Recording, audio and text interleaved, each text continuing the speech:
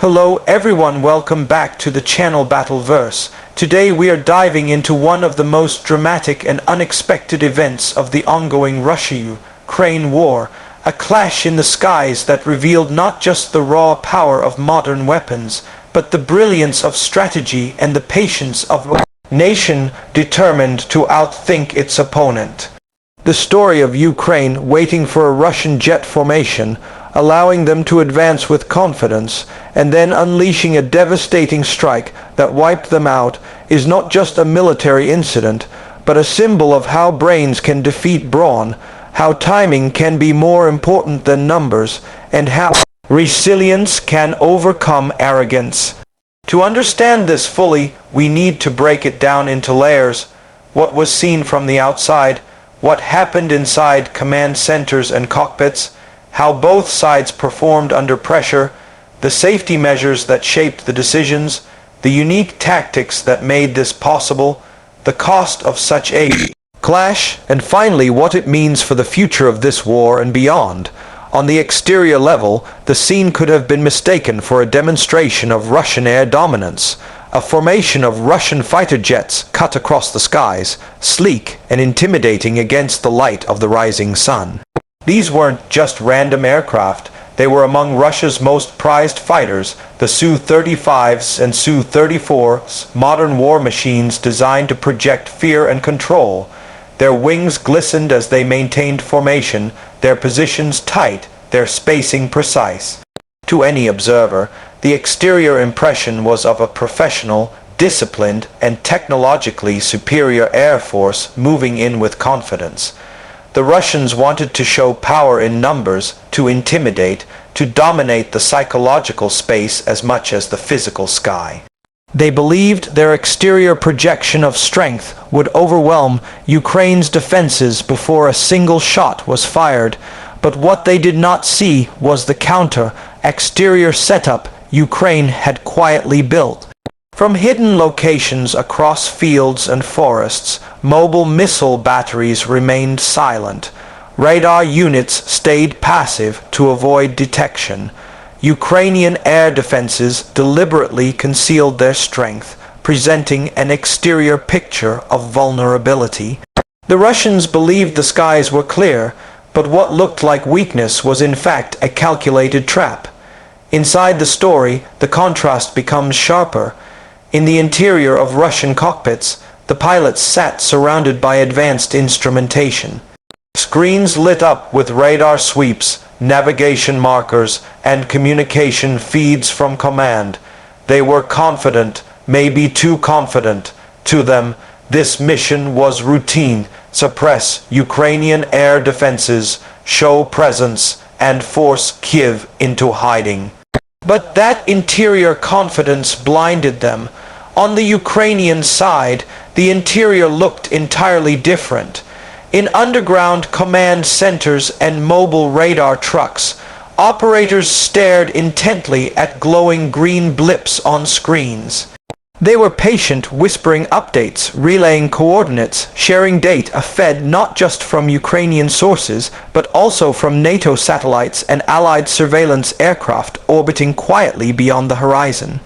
This interior network was complex, stretching across different bases, relying on secure communications, and powered by the determination of a nation that knew it could not afford to waste even a single missile. The Russian pilots inside their cockpits believed they were in control of the sky, but the Ukrainians inside their command network were in control of the battle. The difference in interior coordination was massive.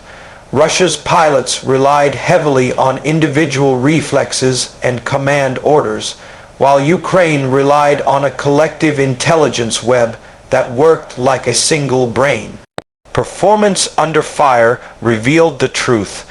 As the Russian formation pushed deeper, Ukrainian silence held until the perfect moment. Then, like lightning, radar systems lit up, missiles roared into the sky, and the trap was sprung. The performance of Ukraine's defense was astonishing.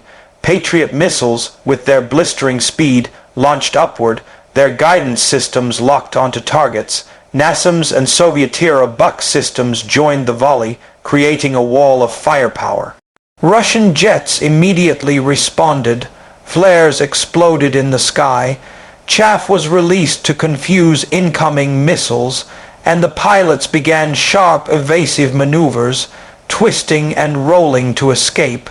For a brief moment, it looked like their performance might save them, but the crossfire was too intense.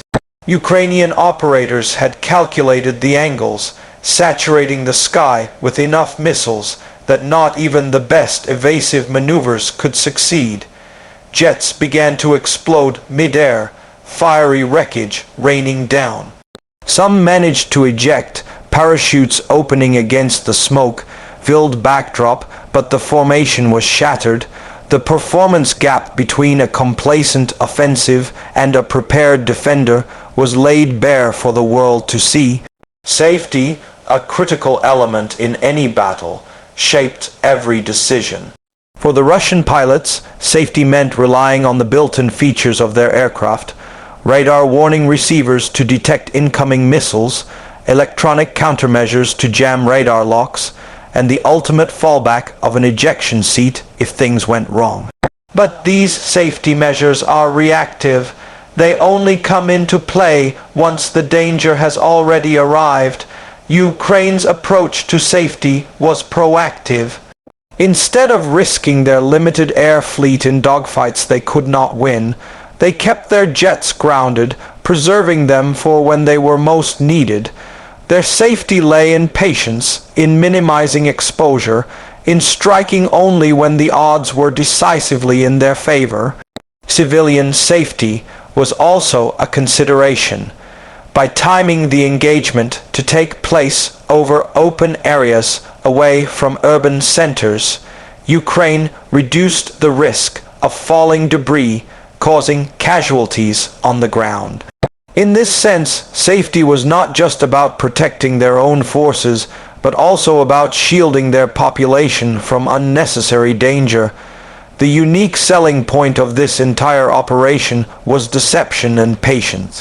Russia's military doctrine often emphasizes speed, aggression, and overwhelming force.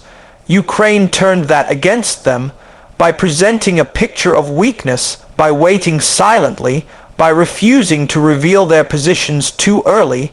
They lured the Russian formation into a trap. This was not just a military maneuver, but a psychological one.